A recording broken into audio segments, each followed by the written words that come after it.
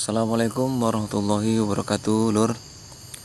Balik lagi kita mentelaah kitab Indonesia bagian dari desa saya, karya Mbah Nun. Nah, pada kesempatan kali ini kita sudah mencapai telaah chapter ke 20, 21 dan 22. Di chapter ke-22 ada pembahasan tentang 4 macam manusia. Yang pertama, dari urutan belakang itu ada istilah ahmak. Kemudian yang ketiga ada istilah jahil. Kemudian ada istilah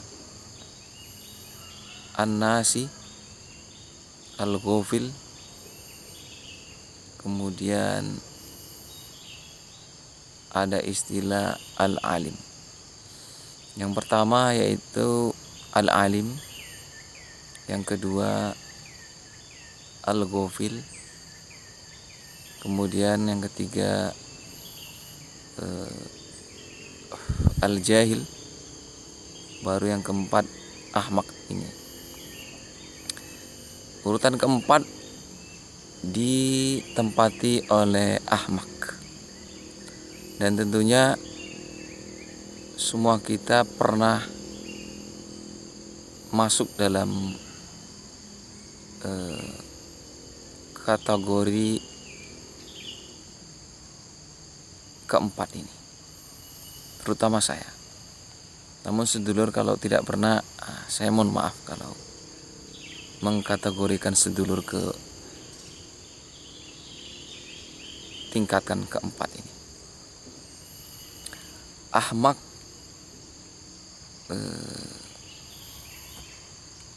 kalau ditelusuri dari teks-teks riwayat, maka ada buku yang ditulis oleh Buya Hamka, Falsafah Hidup, yang sudah pernah kita telaah juga di 2 tahun sebelum 2026.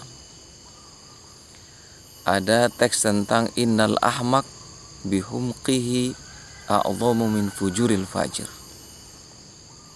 Orang yang ahmak dengan keahmakannya lebih bermudarat dibandingkan orang yang durjana.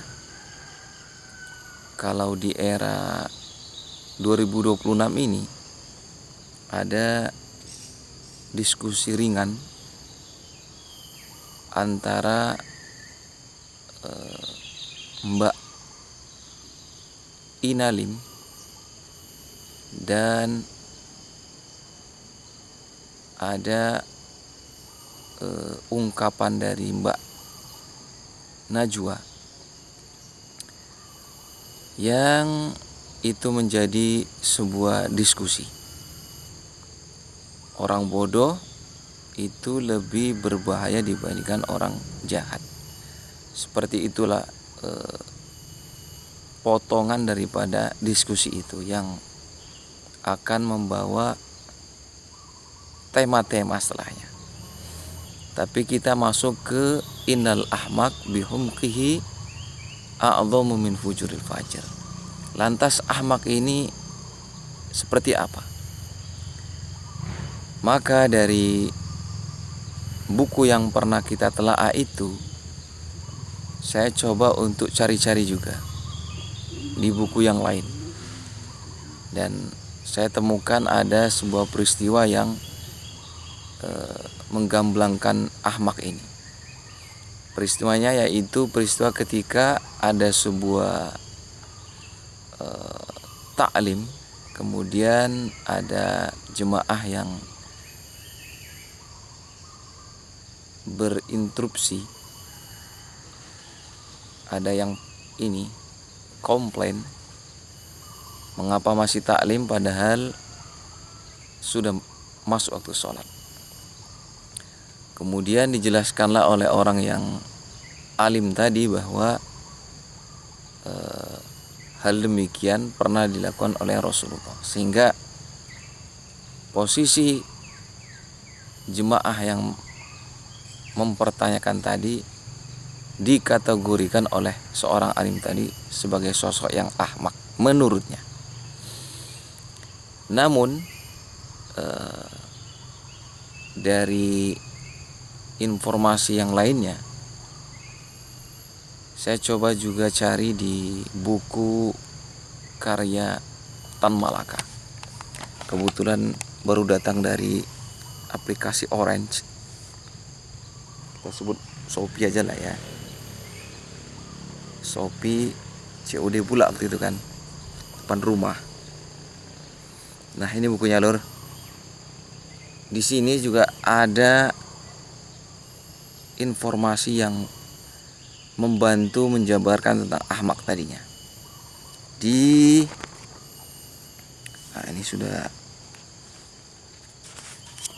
ini lur, saya bacakan. Seorang Brahmana tak diizinkan membaca kitab suci kalau sekiranya berdekatan dengan seorang Sudra yang bisa mendengarnya. Seorang Brahmana pun dilarang untuk mengajarkan seorang Sudra cara menebus dan menghilangkan dosa. Nah ini kasta Sudra, yaitu kasta keempat di tatanan kasta Nusantara kuno.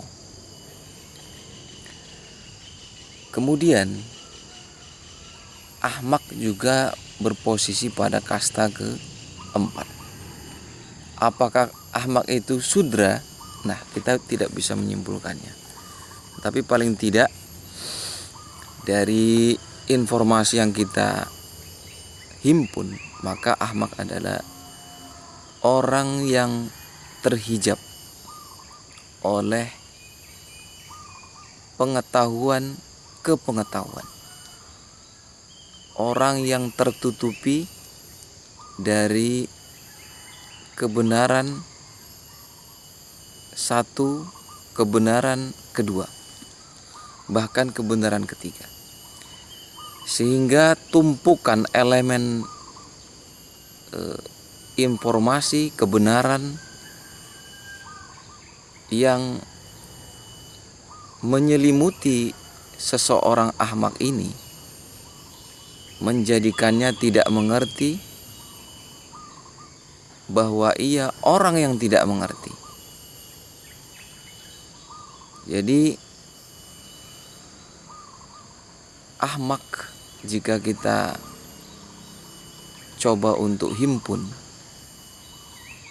bolehlah kiranya kita sebut bahwa seseorang ini terhalang banyak informasi, baik informasi yang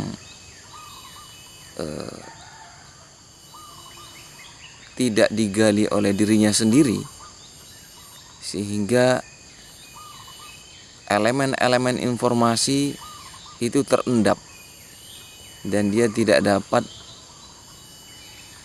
menyaring informasi tersebut menjadi informasi yang bening, yaitu kebenaran, hingga ia masih dalam posisi ahmak.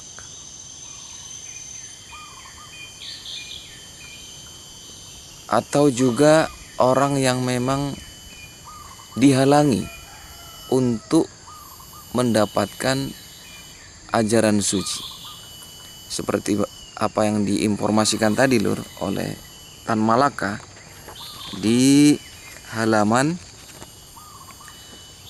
394-395 lah lur, pembahasannya tentang kasta Sudra, yang dimana seorang Brahmana tidak diizinkan untuk membacakan atau melantunkan teks suci, dan tidak boleh pula mengajarkan teks suci. kepada orang sudra untuk menebus dosa dan menghilangkan dosa orang sudra ini. Jadi tumpukan, endapan, elemen daripada informasi yang tidak didapati oleh seseorang atau memang sengaja tidak diinformasikan kepada seseorang akan berdampak kepada manusia itu menjadi level keempat, yaitu ahmak. Dan tentunya seperti di awal tadi lur, kita pernah mengalami posisi ahmak ini, dimana kita terhalang informasi-informasi sehingga kita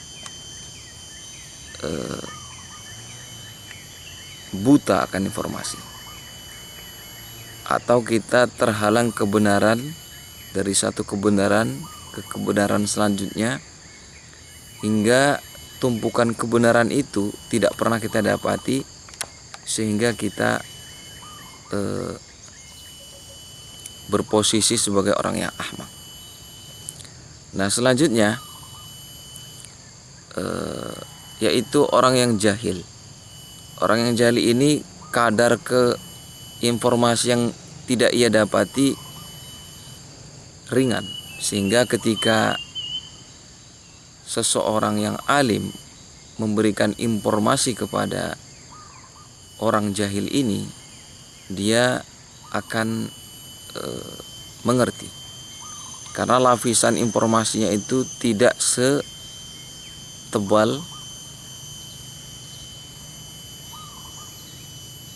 orang yang ahmak. Kemudian selanjutnya adalah orang yang lupa, lalai. Nah orang yang lalai ini cukup dengan diingatkan saja, dibangunkan agar ia terbangun, agar ia teringat. Kemudian yang pertama yaitu orang yang alim, orang yang tahu. Nah tentunya orang yang alim ini berawal dari ahmak duluan.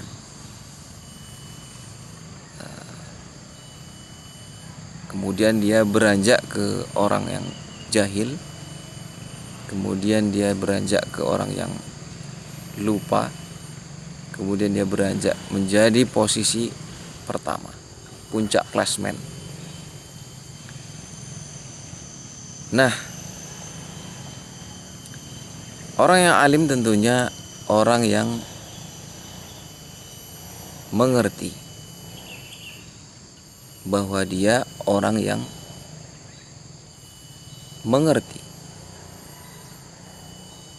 Begitulah 4 macam manusia yang ditulis oleh Mbak Nun di buku Indonesia Bagian dari Desa Saya. Nah, apa telaah yang bisa kita ambil hikmah dan ibroh pembelajaran dari 4 macam manusia ini? Maka jika kita belajar dari 4 macam manusia ini, maka banyak hal-hal yang dapat kita petik, kita ambil, dan kita tuliskan bahkan, atau kita bicarakan, baik itu di media sosial atau di forum-forum atau di keluarga masing-masing. Nah, tugas kita hanya mentelaah dari informasi yang kita dapati dari kitab Indonesia Bagian dari Desa Saya. Nah, jadi yang pertama,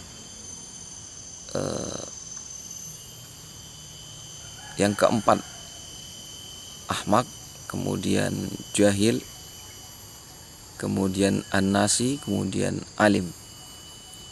Itulah paling tidak 4 macam manusia yang tentunya berkemungkinan nanti ada jenis yang kelima.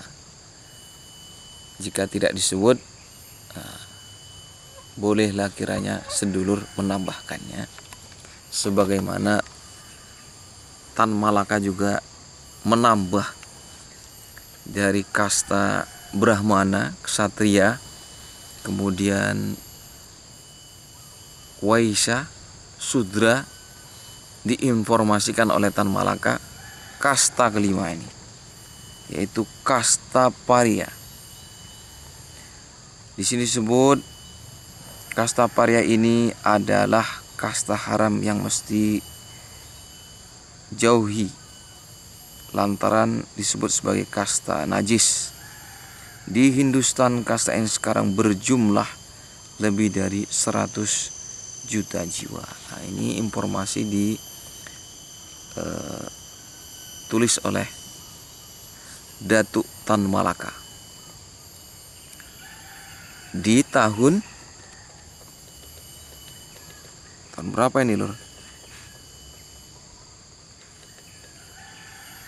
Wah, ini tahun balak lah, Lur. Bukan informasi terbaru nih, Lur. Jadi kalau 100 juta jiwa di tahun itu, tahun ini sudah berapa ratus jiwa lah itu kasta Parya ini, Lur. Oke, Lur, selanjutnya kita masuk lagi ke pembahasan ke 21, yaitu ini 21 masuk 3 kebenaran. Nah, kita bacakan, Lur, ya. Kebenaran di sini ditulis dengan bahasa Jawa, Lur. Ditulis dengan bahasa Jawa, nek wong Jawa ya ngerti, nek ora wong Jawa ya ngerti. Nah, ini, Lur. Seperti ini, Lur. 3 macam kebenaran. Yang pertama yaitu kebenaran itu ada 3. Benere dewe diterjemahkan dengan benarnya sendiri. Benere wong akeh, benarnya orang banyak, dan benar kang sejati, benar yang sejati. Jadi ada 3 kebenaran yang ditulis oleh Mbah Nun dalam buku ini, halaman 230 ini, Lur. Yang pertama itu benarnya sendiri. Orang yang hidup terlampau terkonsentrasi ke egonya sendiri, orang yang cuma mau tahu terhadap kepentingannya sendiri, orang yang menyangka dunia ini persis seperti otaknya sendiri, orang yang memerintahkan agar dunia ini berjalan menurut maunya sendiri, para orang tua yang mengonsep dan memutuskan A, B, C, D hingga Z hidup putra-putrinya, bahkan cita-citanya pun ditentukan dengan dalih luhur apapun. Nah, ini yang pertama, yaitu benarnya sendiri. Kemudian benar orang banyak. Pancasila adalah satu contoh lahirnya prinsip tatanan kebersamaan, adat, sistem hukum, etika sosial, aturan, konsensus. Bangsa-bangsa dunia merupakan kumpulan manusia cukup terseok-seok di tingkat kebenaran ini. Tata nilai demikian relatif, kerangka hukum tak merangkum, bentrok menjadi risiko wajar dan manusiawi. Kepentingan dan kepentingan saling beradu. Karta dan sengkoh mesti diapakan sekarang. Keadilan adalah benda absurd yang hanya terduga hatinya tetapi tak tertoreh jabarannya.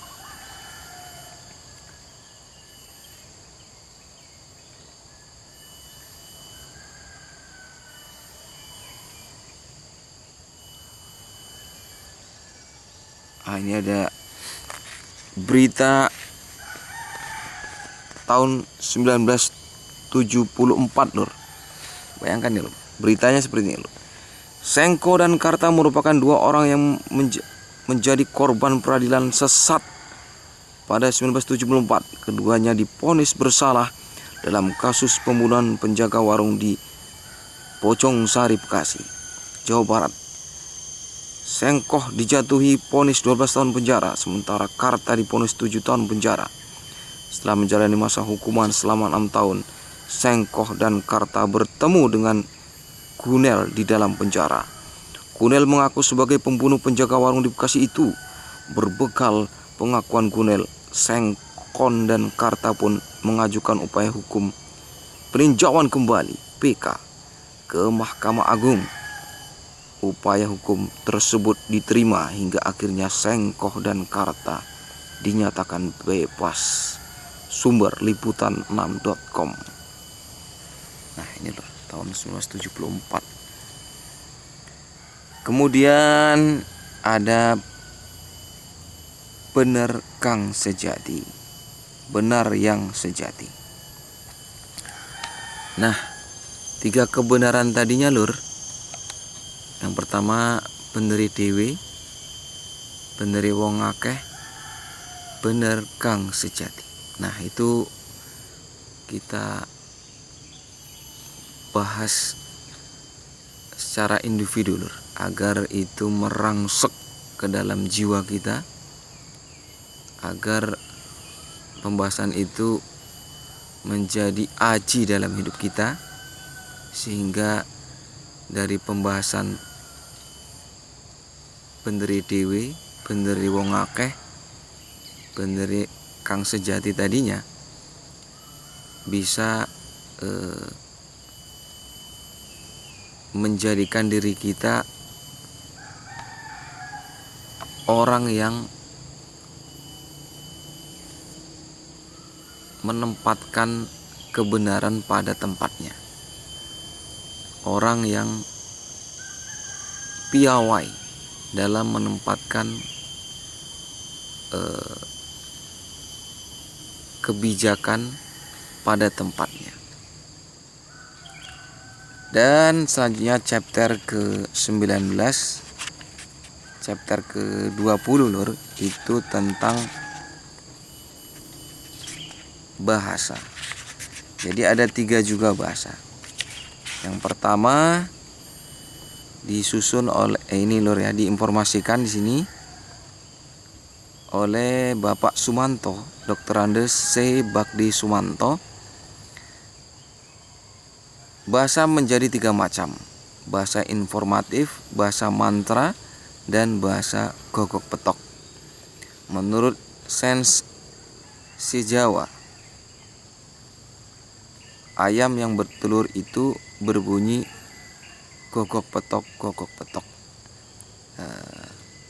Jadi bahasa yang membebek lalu ya, bahasa yang menggogok petok. Ada istilah gogok petok dalam linguistik orang Jawa. Kalau di Melayu ada istilah jika kita ingin menjadi orang yang jika diri ingin dikenang, nah, kemudian jika diri ingin terpandang, jauhi kata tinggi melambung, jauhi sifat angku dan sombong, ingat petua penyu di pantai, bertelur 1000 tak pernah bangga. Kemudian dari pepatah itu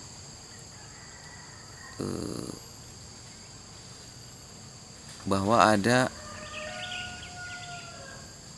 ayam yang bertelur satu ribut sekampung. Ayam bertelur satu ribut sekampung. Nah, itu istilah dari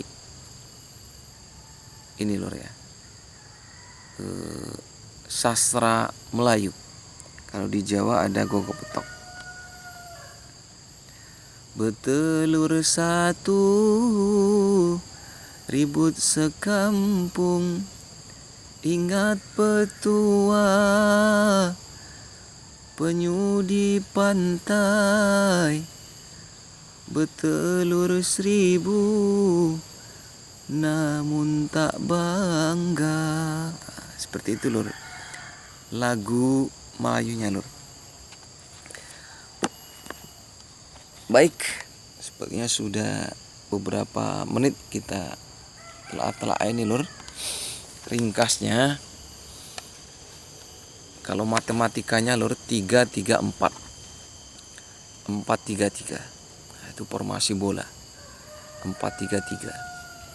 Kalau 3-3-4, nah itu fix menyerang lah itu lur ya. Kemudian kalau 4-3-3 itu bisa bertahan, bisa juga melakukan serangan. Tapi saya ingin bahas dari belakang 4-3-3. Yang pertama, 4 pertama yaitu tentang 4 macam manusia. Yang pertama yaitu alim, yang kedua an-nasi, yang ketiga al-jahil, yang keempat ahmak. Kalau dibalik tentunya ahmak, jahil, nasi, dan alim. Dan keempat macam manusia ini saling berinteraksi satu dengan yang lainnya, sehingga orang alim harus menginformasikan apa yang ia ketahui. Kemudian orang yang jahil membuka informasi itu. Orang yang ahmak menembus lapisan-lapisan elemen yang begitu tebal itu.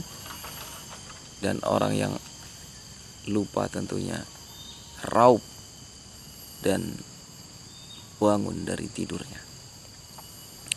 Kemudian 3 kebenaran, beneri dewe, beneri wong akeh, beneri kang sejati. Nah, itu kita ini lho, kunyah-kunyah di alam batin kita lho, sehingga menjadi output ataupun sajian daripada akhlak, daripada budi pekerti kita, daripada adab kita, daripada sopan santun kita kepada orang lain. Kemudian yang selanjutnya yaitu 3 bahasa. Yang pertama bahasa informasi, bahasa mantra, dan bahasa gogo petok. Nah, jika ada bahasa yang lainnya, sedulur tentunya bisa mengkategorikannya tanpa komplain dengan 3 pembagian ini. Tinggal ditambahkan aja bahasa yang keempat ini, misalkan bahasa tubuh misalkan, atau bahasa reformasi, bisa jadilah bahasa tubuh yang identik kepada revolusi. Bisa sedulur tambahkan tanpa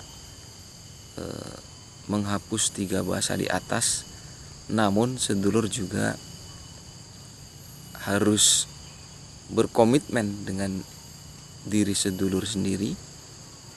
Kebenaran macam apakah itu? Benernya sendiri, benernya orang banyak, atau bener yang sejati tadinya. Nah, contohnya saya bahasa tubuh dengan melakukan demonstrasi, melakukan revolusi, melakukan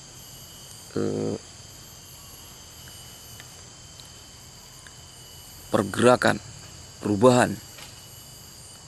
Nah, tapi revolusi, demonstrasi, gerakan perubahan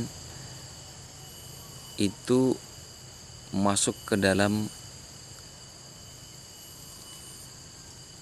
kebenaran apa? Kebenaran sendiri, kebenaran orang banyak, atau kebenaran yang sejati.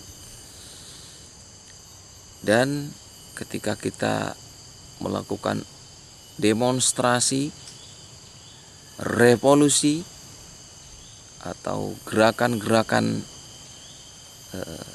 perubahan yang di tahun silam ada gerakan juga, itu kita sebagai apa? Sebagai orang yang alim kah? Sebagai orang yang lupa kah? Sebagai orang yang jahil kah? Atau sebagai orang yang ahmak? Maka alangkah naif jika kita melakukan demonstrasi tetapi kita sebagai orang yang ahmak, orang yang jahil, orang yang nasi, bukan orang yang alim. Begitu pula alangkah naif jika kita melakukan revolusi tetapi posisi kita adalah sebagai orang yang ahmak, orang yang jahil, orang yang nasi, bukan orang yang alim. Begitu pula kita melakukan gerakan perubahan, akan tetapi kita yang bergerak statusnya sebagai orang yang ahmak, orang yang jahil, orang yang nasi, ataupun orang yang gofil, bukan orang yang alim. Nah, kemudian kita balik, dan alangkah naifnya jika kita orang yang alim tidak melakukan sebuah gerakan perubahan. Jika kita orang yang alim tidak melakukan demonstrasi kepada ketidakadilan, alangkah naif jika kita seorang yang alim tidak melakukan revolusi pada sistem yang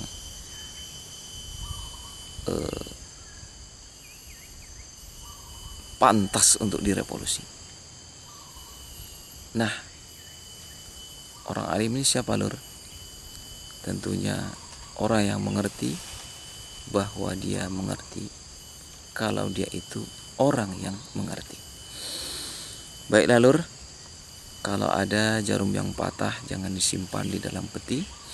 Kalau ada tutur kata yang salah, mohon kiranya dimaafkan dan dimengerti. Terima kasih. Wassalamualaikum warahmatullahi wabarakatuh.